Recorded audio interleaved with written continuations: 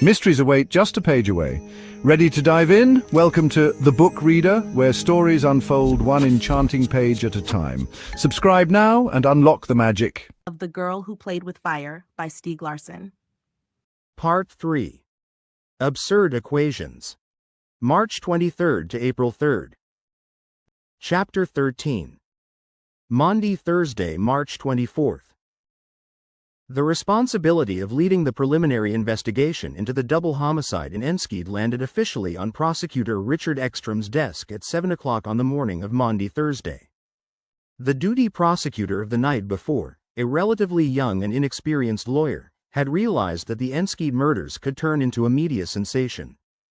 He called and woke up the assistant county prosecutor, who in turn woke up the assistant county chief of police. Together they decided to pass the ball to a diligent and experienced prosecutor. Richard Ekstrom. Ekstrom was a thin, vital man 5 feet 6 inches tall, 42 years old, with thinning blonde hair and a goatee. He was always impeccably dressed and he wore shoes with slightly raised heels. He had begun his career as the assistant prosecutor in Uppsala, until he was recruited as an investigator by the Ministry of Justice, where he worked on bringing Swedish law into accord with that of the EU, and he acquitted himself so well that for a time he was appointed division chief. He attracted attention with his report on organizational deficiencies within legal security, where he made a case for increased efficiency rather than complying with the requests for increased resources demanded by certain police authorities. After 4 years at the Ministry of Justice, he moved to the prosecutor's office in Stockholm, where he handled a number of cases involving high-profile robberies and violent crimes. Within the administration he was taken for a social democrat, but in reality Ekstrom was uninterested in party politics. Even as he started to attract attention in the media, people in high places had begun to keep their eye on him. He was definitely a candidate for higher office, and thanks to his presumed party affiliation he had a broad network of contacts in political and police circles. Within the police force opinion was divided as to Ekstrom's ability. His investigations had not found support among those who were advocating that the best way to promote law and order was to recruit more police. On the other hand, he had excelled at not being afraid of getting his hands dirty when he drove a case to trial. Ekstrom got a briefing from the criminal duty officer about the events in Enschede, and at once concluded that this was a case which would without a doubt create a stir in the media. The two victims were a criminologist and a journalist, the latter a calling Ekstrom either loved or hated, depending on the situation. He had a rapid telephone conversation with the county chief of police. At 7:15 he picked up the phone again and woke Criminal Inspector Jan Bublansky, known to his colleagues as Officer Bubble. Bublansky was off duty over Easter week due to a mountain of overtime he had accumulated during the past year, but he was asked to interrupt his time off and come to police headquarters at once to run the investigation of the Enschede killings. Bublansky was 52 and had been on the force since he was 23. He had spent 6 years in patrol cars and served in both the Weapons Division and the Burglary Division before he took additional courses and advanced to the Violent Crimes Division of the County Criminal Police. By all accounts, he had taken part in 33 murder or manslaughter investigations in the last 10 years. He had been in charge of 17 of these investigations, of which 14 were solved and 2 were considered closed, which meant that the police knew who the killer was but there was insufficient evidence to bring the individual to trial. In the one remaining case, now 6 years old, Bublansky and his colleagues had failed. The case concerned a well-known alcoholic and troublemaker who was stabbed to death in his home in Bergshamra. The crime scene was a nightmare of fingerprints and DNA traces left over a period of years by several dozen people who had gotten drunk or been beat up in the apartment. Bublansky and his colleagues were convinced that the killer could be found among the man's prodigious network of fellow alcoholics and drug addicts, but despite their intensive work whoever it was had continued to elude the police. Bublansky's statistics were good in terms of the number of cases he had solved, and he was held in high esteem by his colleagues. But they also considered him a bit odd, partly because he was Jewish. On certain high holy days he had been seen wearing a yarmulke in the corridors of police headquarters. This had occasioned a comment from a police commissioner, soon after retired, who was of the opinion that it was inappropriate to wear a yarmulke in police headquarters, in the same way he found it inappropriate for a policeman to wear a turban on duty. There was no further discussion about the matter. A journalist heard the comment and started asking questions, at which point the commissioner quickly repaired to his office. Bublansky belonged to the Soder congregation and ate vegetarian food if kosher fare was unavailable. But he was not so orthodox that he refused to work on the Sabbath. He immediately recognized that the killings in Enskede were not going to be a routine investigation. Ekstrom had taken him aside as soon as he appeared, just after 8 o'clock. "This seems to be a miserable story," Ekstrom said. "The two who were shot were a journalist and his partner, a criminologist. And that's not all. They were found by another journalist." Bublansky nodded. That effectively guaranteed that the case would be closely watched by the media. And to add a pinch more salt to the wound, the journalist who found the couple was Michael Blomkvist of Millennium magazine. "Whoops," Bublansky said. "Well known from the circus surrounding the Wennerstrom affair. What do we know about the motive?" "So far, not a thing. Neither of the victims is known to us. They seem to have been a conscientious pair. The woman was going to get her doctorate in a few weeks. This case gets top priority." For Bublansky, murder always had top priority. "We're putting together a team. You'll have to work fast, and I'll ensure that you have all the resources you need. You've got Fast and Anderson. You'll have Holmberg.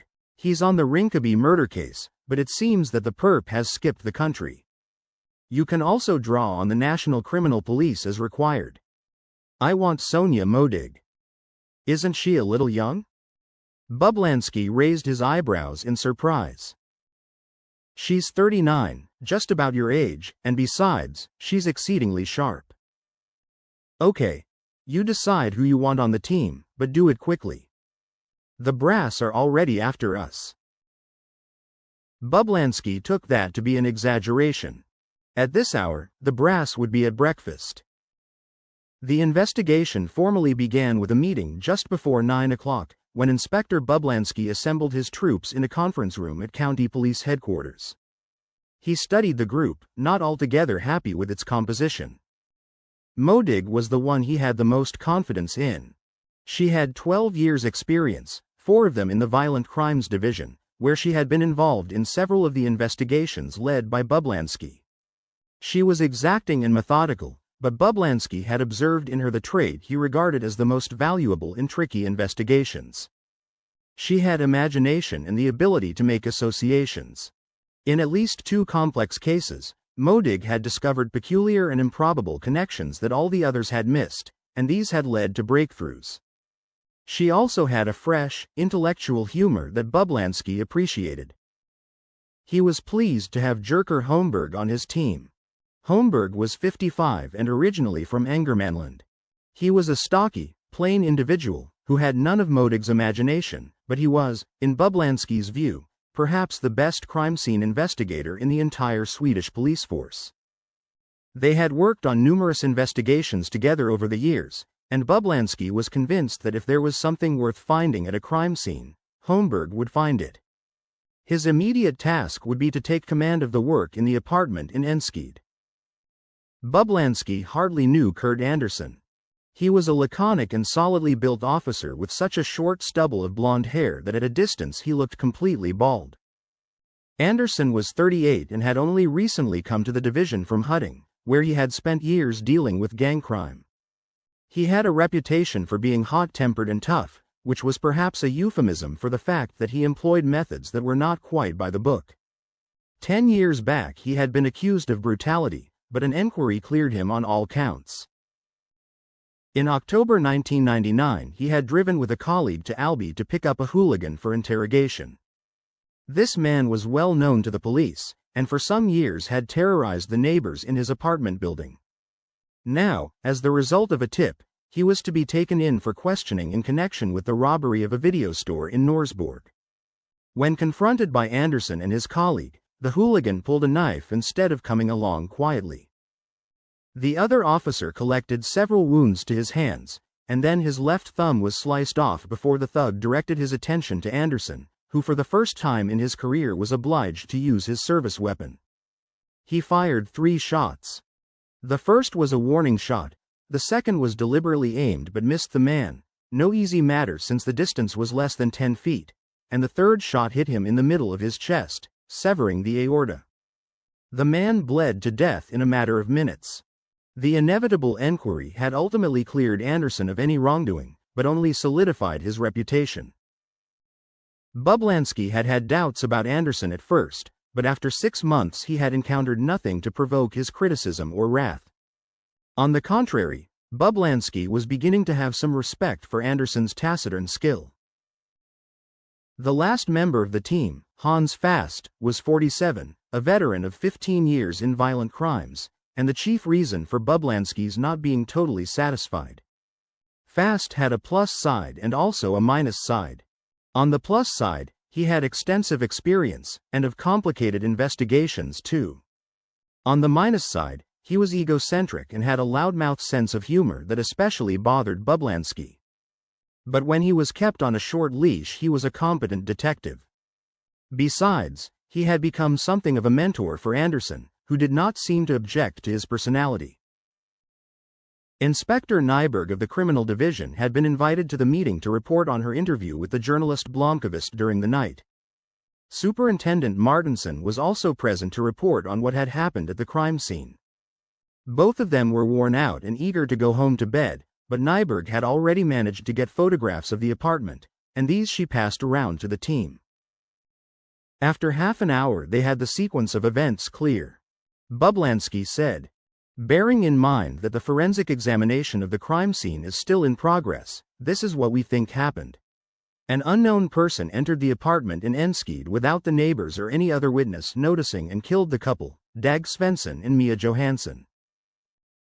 We don't know yet," Nyberg said, "whether the gun that was found is the murder weapon, but it's at the National Forensics Laboratory, and it's top priority there. We've found a fragment of a bullet, the one that went into Svensson, relatively intact in the bedroom wall. But the bullet that struck Johansson is so fragmented that I doubt it will help much. Thanks for that information. A Colt Magnum is a damned cowboy pistol that ought to be banned outright. Have we got a serial number?" "Not yet," Martinson said. "I sent the gun and bullet fragments to NFL by messenger direct from the crime scene. Better for them to take care of it than for me to start handling the weapon." "That's good. I haven't had time to go to the crime scene yet, but the two of you have been there. What are your thoughts?" Nyberg deferred to her older colleague to speak for them both. "First of all, we think it was a lone gunman. Second, it was an execution, pure and simple. I get a feeling that someone had very good reason to kill Svensson and Johansson, and he did his job with precision." "What do you base that on?" Fast said. "The apartment was neat and tidy. It bore none of the hallmarks of a robbery or assault or anything like that. And only 2 shots were fired. Both hit their intended targets in the head. So it's someone who knows how to handle a gun. Makes sense to me. If we look at the sketch of the apartment, from what we could reconstruct, we think that the man, Svensson, was shot at close range, possibly point blank. There are burn marks around the entry wound. We're guessing that he was shot first. He was thrown against the dining table. The gunman could have stood in the hall or just inside the doorway to the living room. According to witnesses, people who live on the same staircase, the shots were fired within a few seconds of each other. Mia Johansson was shot from a greater distance. She was probably standing in the entrance to the bedroom and tried to turn away. The bullet hit her below the left ear and exited just above the right eye. The impact threw her into the bedroom, where she was found. She hit the foot of the bed and slid to the floor. A single shot fired by someone used to handling guns, Fast said. More than that, there were no footprints to indicate that the killer went into the bedroom to check that she was dead. He knew he had hit his mark and he left the apartment. So, 2 shots, 2 bodies, and then out. We'll have to wait for forensics, but I'm guessing that the killer used hunting ammunition. Death would have been instantaneous. There were ghastly wounds in both victims. The team considered this summary in silence. It was a debate that none of them needed to be reminded of. There are two types of ammunition: hard, full metal jacketed bullets that go straight through the body and cause comparatively modest damage, and soft ammunition that expands in the body on impact and does enormous damage. There is a vast difference between hitting a person with a bullet that's 9 mm in diameter and a bullet that expands to a couple of centimeters or more in diameter. The latter type is called hunting ammunition, and its objective is to cause massive bleeding. It is considered more humane when hunting moose, since the aim is to put down the prey as quickly and painlessly as possible. But hunting ammunition is forbidden for use in war by international law, because a soldier hit by an expanding bullet almost always dies, no matter where the point of entry. In its wisdom, however, the Swedish police had introduced hollow body hunting ammunition to the police arsenal 2 years earlier. Exactly why was unclear, but it was quite clear that if, for example, the demonstrator Hannes Westberg, who was hit in the stomach during the World Trade Organization riots in Gothenburg in 2001, had been shot with hunting ammo, he would not have survived. So the purpose, unquestionably, was to kill, Anderson said. He was speaking of the murders in Enskede, but he was also voicing his opinion in the silent debate going on around the table. Nyberg and Martinson agreed. Then we have this improbable time frame, Bublansky said. Exactly. Immediately after the fatal shots were fired, the killer leaves the apartment, goes down the stairs, drops the weapon, and vanishes into the night. Shortly thereafter, it can only have been a matter of seconds, Blomkvist and his sister drive up and park outside. One possibility is that the killer left through the basement. There's a side entrance he could have used, into the back courtyard and across a lawn to the street that runs parallel. But he would have had to have a key to the basement door. Is there any sign at all that the killer left that way? No. So, no description to go on, Modig said. But why did he ditch the weapon? If he had taken it with him, or if he had flung it away some distance from the building, we wouldn't have found it for a while. It was a question that no one could answer. What should we think about Blomkvist? Fast said. No question he was in shock, Martinson said. But he acted sensibly. He seemed clear-headed, and I thought he was trustworthy. His sister, a lawyer, confirmed the phone call and the drive there by car. I don't think he was involved. He's a celebrity journalist, Modig said. So this is going to turn into a media circus, Bublansky said. All the more reason to wrap it up as fast as we can. Okay. Jerker, you'll deal with the crime scene, of course, and the neighbors. Fast, you and Kurt investigate the victims. Who were they? What were they working on? Who was in their circle of friends? Who might have had a motive to kill them? Sonia, you and I will go over the witness statements from that night. Then you'll make a schedule of what Svensson and Johansson were doing all day yesterday before they were killed. We'll meet here at 2 o'clock this afternoon. Blomkvist began his working day at Svensson's desk. He sat quite still for a long while, as if he did not feel up to taking on the task. Svensson had his own laptop and had initially worked mostly from home. He had usually spent 2 days a week in the office. More in the last weeks. At Millennium he had access to an older PowerMac G3, a computer that lived on his desk and could be used by any of the staff. Blomkvist turned on the G3 and found much of the material Svensson had been working on. He had primarily used the G3 to search the net, but there were various folders that he had copied over from his laptop. He also had a complete backup on 2 disks that he kept locked in the desk drawer. Usually he had backed up new and updated material every day, but since he had not been in the office for a few days, the latest copy was from Sunday night. 3 days were missing. Blomkvist made a copy of the zip disk and locked it in the safe in his office. Then he spent 45 minutes going through the contents of the original disk. It contained around 30 folders and countless subfolders. 4 years of Svensson's research on trafficking. He read the document names and looked for ones that might contain the most sensitive material, the names of sources that Svensson was protecting. He had clearly been very careful with his sources. All such material was in a folder labeled less than sources _ confidential greater than. The folder contained 134 documents, most of them quite small. Blomkvist highlighted all the documents and deleted them. He dragged them to an icon for the burn program, which did not simply delete the documents but eradicated them byte by byte. Then he tackled Svensson's email. He had been given his own email address at Millennium, which he used both at the office and on his laptop. He had his own password, but that did not present a problem, since Blomkvist had administrator rights and was able to access the entire mail server. He downloaded a copy of Svensson's email and burned it to a CD. Finally, he turned his attention to the mountain of paper made up of reference material, notes, press clippings, court judgments, and all the correspondence that Svensson had accumulated. He played it safe and made copies of everything that looked important. That came to 2,000 pages and took him 3 hours. He set to one side all the material that might in any way be connected to a confidential source. It was a stack of about 40 pages, mainly notes from 2 A4 pads that Svensson had locked in his desk. Blomkvist put this material in an envelope and took it into his office. Then he carried all the other material that was part of Svensson's project to his desk.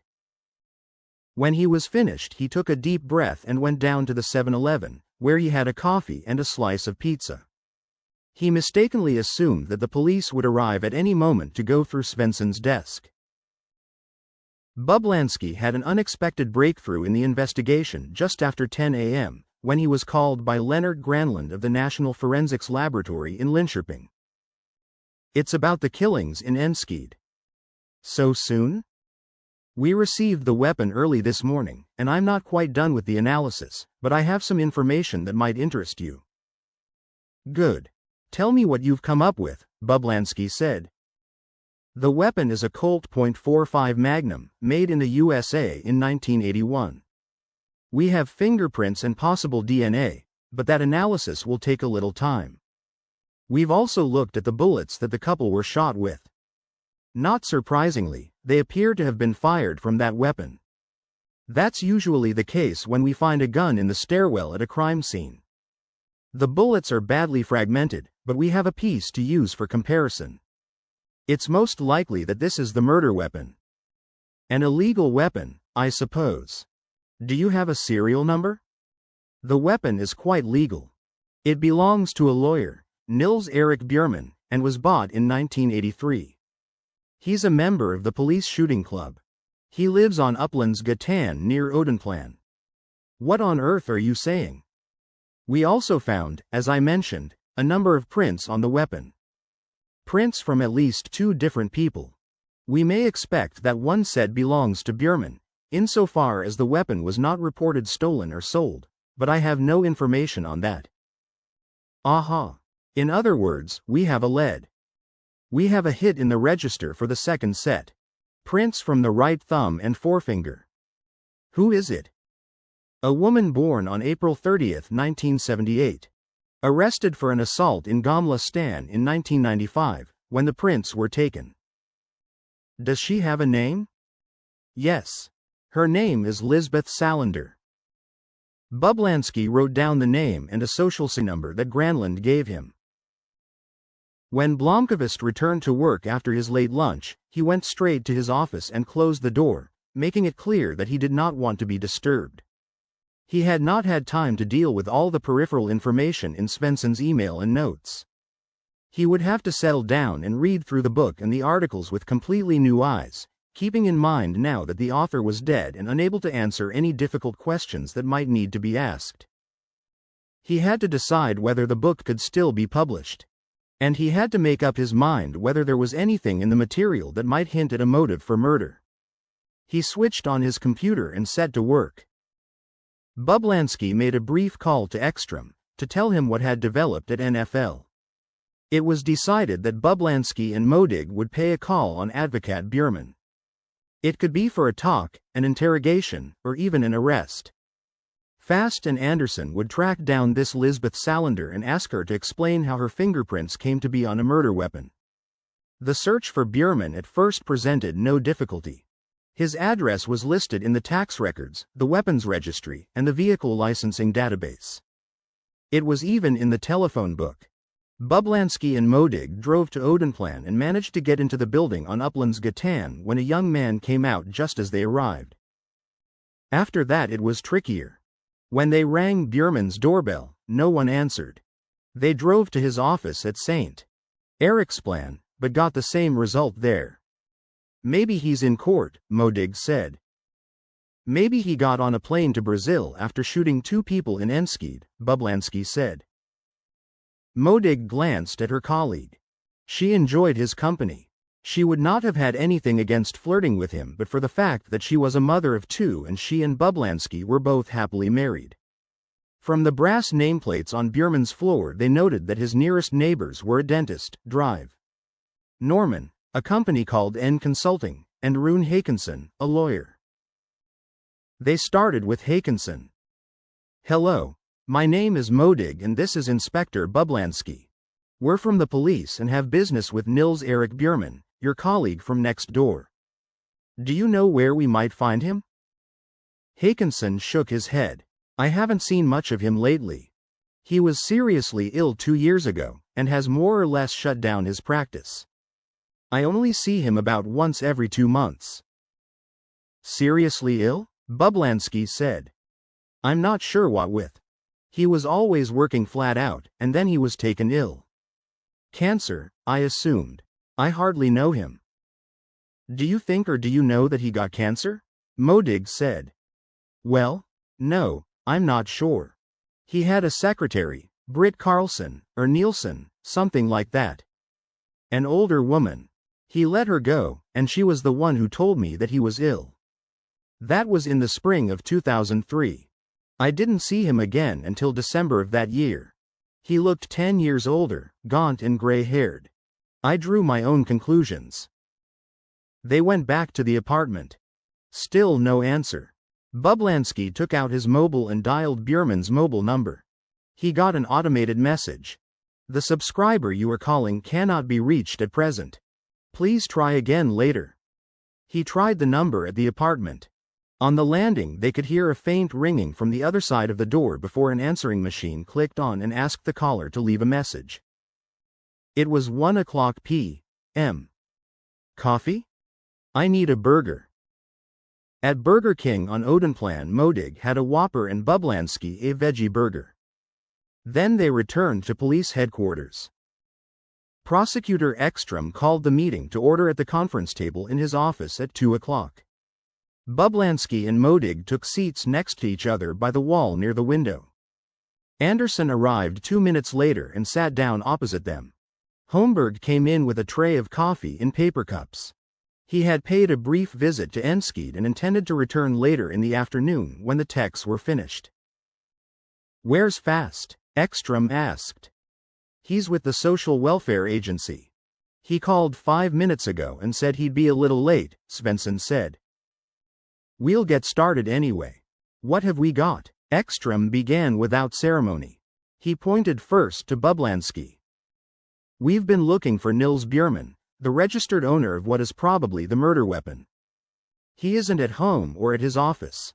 According to another lawyer in the same building, he fell ill 2 years ago and has more or less shut down his practice. Modig said. Bjurman is 55, not listed in the criminal register. He is mainly a business lawyer. I haven't had time to research his background beyond that. But he does own the gun that was used in Enskede. That's correct. He has a license for it and he's a member of the police shooting club, Bublansky said. I talked to Gunnarsson in weapons. He's the chairman of the club and knows Bjurman well. He joined in 1978 and was treasurer from 1984 to 1992. Gunnarsson describes Bjurman as an excellent shot with a pistol, calm and collected, and no funny stuff. A gun freak? Gunnarsson thinks Bjurman was more interested in club life than in the shooting itself. He liked to compete, but he didn't stand out, at least not as a gun fanatic. In 1983 he participated in the Swedish Championships and came in 13th. For the past 10 years he's cut back on shooting practice and just shows up for annual meetings and such. Does he own any other weapons?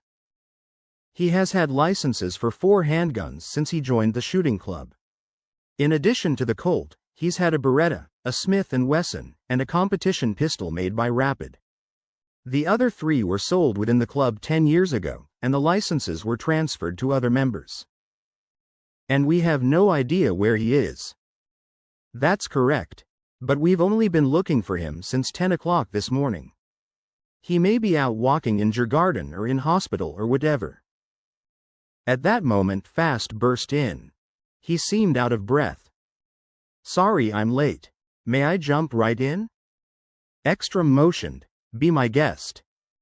Lisbeth Salander is a very interesting character. I've spent the morning at the Social Welfare Agency and the Guardianship Agency. He took off his leather jacket and hung it over the back of his chair before he sat down and opened a notebook. The Guardianship Agency? Ekstrom said with a frown. This is one very disturbed lady, Fast said. She was declared incompetent and put under guardianship. Guess who's her guardian? He paused for effect. Nils Bjurman, the owner of the weapon that was used in Enskede. This announcement certainly had the effect Fast had anticipated. It took him 15 more minutes to brief the group on all he had learned about Salander. To sum up, Ekstrom said when Fast was finished, we have fingerprints on the probable murder weapon from a woman who during her teens was in and out of psychiatric units, who is understood to make her living as a prostitute, who was declared incompetent by the district court, and who has been documented as having violent tendencies. We should be asking what the hell she's doing out on the streets at all. She's had violent tendencies since she was in elementary school, said Fast. She seems to be a real psycho.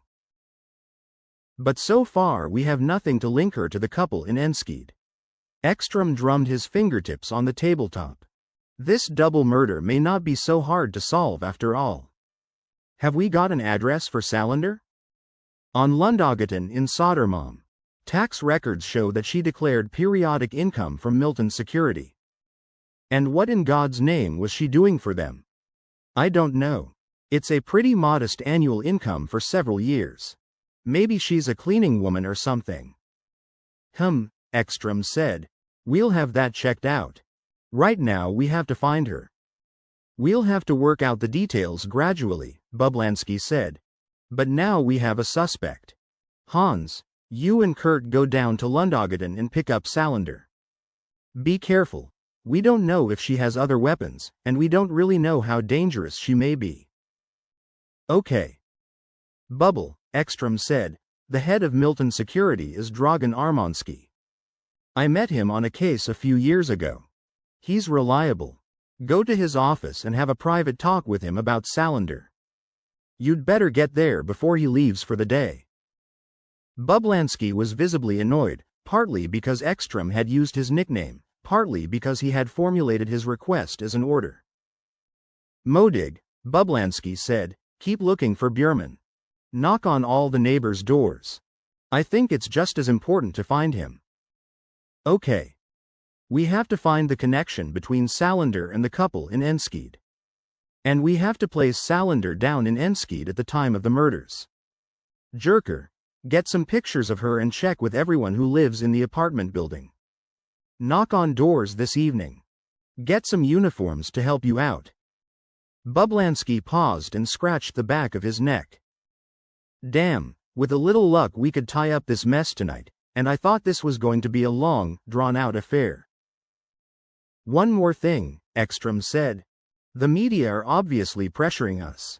I've promised them a press conference at 3 o'clock p.m. I can handle it provided I get somebody from the press office to help out. I'm guessing that a number of journalists will call you directly as well. We'll say nothing at all about Salander and Bjurman for as long as need be. Armansky had considered going home early. It was Maundy Thursday and he and his wife had planned to go to their summer cabin on Bledo over the Easter weekend. He had just closed his briefcase and put on his coat when the receptionist buzzed him and said that Criminal Inspector Jan Bublansky was looking for him. Armansky did not know Bublansky, but the fact that a senior police officer had come to the office was enough to make him hang his coat back on the coat rack. He did not feel like seeing anyone at all, but Milton security could not afford to ignore the police. He met Bublansky by the elevator in the corridor. "Thanks for taking the time to see me," Bublansky said. "My boss sends his greetings, Prosecutor Ekstrom." They shook hands. "Ekstrom. I've had dealings with him a few times. It's been several years. Would you like some coffee?" Armansky stopped at the coffee machine and pressed the buttons for 2 cups before he invited Bublansky into his office and offered him the comfortable chair by the window. "Armansky, Russian?" Bublansky said. "My name ends in ski too. My family comes from Armenia. And yours?" "Poland. How can I help you?" Bublansky took out his notebook. "I'm investigating the killings in Enskede. I assume you heard the news today." Armansky gave a brisk nod. "Ekstrom said that you're discreet. In my position it pays to cooperate with the police. I can keep a secret, if that's what you're wondering." "Good. We're looking for an individual who worked for your company at one time. Lisbeth Salander. Do you know her?" Armansky felt a lump of cement form in his stomach. His expression did not change. "And why are you looking for Fröken Salander?" "Let's say that we have reason to consider her a person of interest in the investigation." The lump of cement in Armansky's stomach expanded. It almost caused him physical pain. Since the day he had first met Salander, he had had a strong presentiment that her life was on a trajectory towards catastrophe. But he had always imagined her as a victim, not an offender. He still showed no emotion. "So you suspect Lisbeth Salander of the killings in Enskede. Do I understand you correctly?" Bublansky hesitated a moment, and then he nodded. "What can you tell me about her? What do you want to know? First of all, how can we find her?" "She lives on Lundagatan. I'll have to look up the exact address. I have a mobile telephone number for her." "We have the address. The mobile number would be helpful."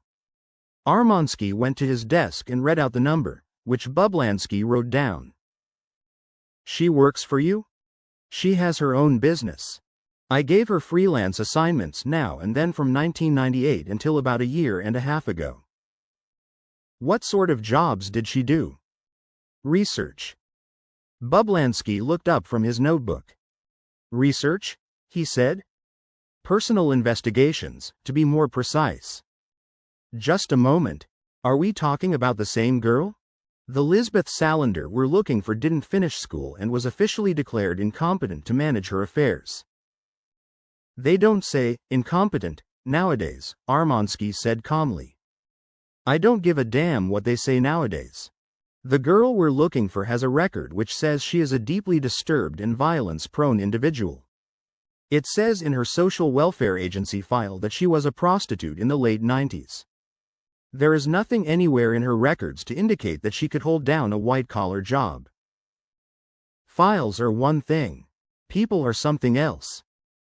"You mean that she is qualified to do personal investigations for Milton Security?" "Not only that. She is by far the best researcher I've ever had." Bublansky put down his pen and frowned. "It sounds as though you have respect for her." Armansky looked at his hands. The question marked a fork in the road. He had always feared that Salander would end up in hot water sooner or later, but he could not conceive of her being mixed up in a double murder in Enskede, as the killer or in any other way. But what did he know about her private life? Armansky thought of her recent visit to his office in which she had cryptically explained that she had enough money to get by and did not need a job. The wisest thing to do at that moment would be to distance himself, and above all Milton Security, from all contact with Salander. But then Salander was probably the loneliest person he knew. "I have respect for her skills. You won't find that in her school results or personal record. So you know about her background. The fact that she's under guardianship and that she had a pretty confused upbringing, yes. And yet you trusted her." "That is precisely why I trusted her." "Please explain." "Her previous guardian, Holger Palmgren, was old J.F. Milton's lawyer. He took on her case when she was a teenager, and he persuaded me to give her a job.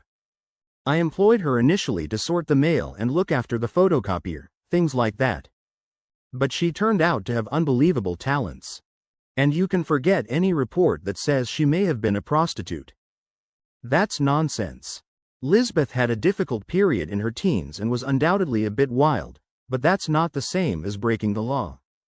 Prostitution is probably the last thing in the world she would turn to. Her current guardian is a lawyer by the name of Nils Bjurman. I've never met him. Palmgren had a cerebral hemorrhage a couple of years ago.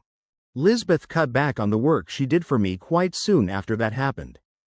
The last job she did was in October a year and a half ago. Why did you stop employing her? It wasn't my choice. She was the one who broke off contact and disappeared abroad. Without a word of explanation. Disappeared abroad? She was gone for about a year. That can't be right. Bjurman sent in monthly reports on her for all of last year. We have copies up at Kingsholmen. Armansky shrugged and smiled. When was the last time you saw her? In early February. She popped up out of nowhere and paid me a social visit. She spent all of last year out of the country, traveling in Asia and the Caribbean. Forgive me, but I'm getting a little muddled here. I had the impression that this Lisbeth Salander was a mentally ill girl who hadn't even finished school and who was under guardianship. Now you tell me that you trusted her as an exceptional researcher, that she has her own business, and that she earned enough money to take a year off and travel around the world, all without her guardian sounding the alarm. Something doesn't add up here. There's quite a bit that doesn't add up regarding Fröken Salander. May I ask, what is your overall opinion of her? Armansky thought for a while. Finally he said, she's one of the most irritating, inflexible people I've met in my whole life. Inflexible? She won't do anything she doesn't want to do. She doesn't give a damn what other people think of her. She is tremendously skilled. And she is unlike anyone I've ever met. Is she unbalanced? How do you define unbalanced? Is she capable of murdering two people in cold blood? Armansky was quiet for a long time. I'm sorry. I can't answer that question. I'm a cynic. I believe that everyone has it in them to kill another person. In desperation or hatred, or at least to defend themselves. You don't discount the possibility, at any rate. Lisbeth Salander will not do anything unless she has a good reason for it. If she murdered someone, then she must have felt that she had a very good reason to do so. On what grounds do you suspect her of being involved in these murders? Bublansky met Armansky's gaze. Can we keep this confidential? Absolutely. The murder weapon belonged to her guardian. And her fingerprints were on it. Armansky clenched his teeth. That was serious circumstantial evidence. I've only heard about the murders on the radio. What was it about? Drugs? Is she mixed up with drugs? Not that I know of. But, as I said, she went through a bad time in her teens, and she was arrested a few times for being drunk. Her record will tell you whether drugs were involved. We don't have a motive for the murders. They were a conscientious couple. She was a criminologist and was just about to get her doctorate. He was a journalist. Dag Svensson and Mia Johansson. Do those names ring any bells? Armansky shook his head. We're trying to find a connection between them and Lisbeth Salander. I've never heard of them. Bublansky stood up. Thanks for your time. It's been a fascinating conversation. I don't know how much the wiser I am for it, but I hope we can keep all of this between ourselves. Of course. I'll get back to you if necessary. And of course, if Salander should get in touch. Certainly, Armansky said. They shook hands. Bublansky was on his way out the door when he stopped. You don't happen to know anyone that Salander associates with, do you? Friends, acquaintances? Armansky shook his head. I don't know a single thing about her private life. Except that her old guardian meant something to her. Holger Palmgren. He's in a nursing home in Ersta. She might have made contact with him since she came back. She never had visitors when she was working here. Would there be a record of that? No. She worked from home mainly and came in only to present her reports. With a few exceptions, she never even met the clients. Possibly, Armansky was struck by a thought. What? There is just possibly one other person she may have got in touch with, a journalist she knew a couple of years ago. He was looking for her when she was out of the country. A journalist? His name is Michael Blomkvist. Do you remember the Wennerstrom affair? Bublansky came slowly back into Armansky's office. It was Blomkvist who discovered the couple in Enskede. You've just established a link between Salander and the murder victims. Armansky again felt the solid pain of the lump in his stomach. And that marks the end of the current chapter. Thank you for listening to The Book Reader. Stay tuned for the next episode tomorrow. Please subscribe for updates.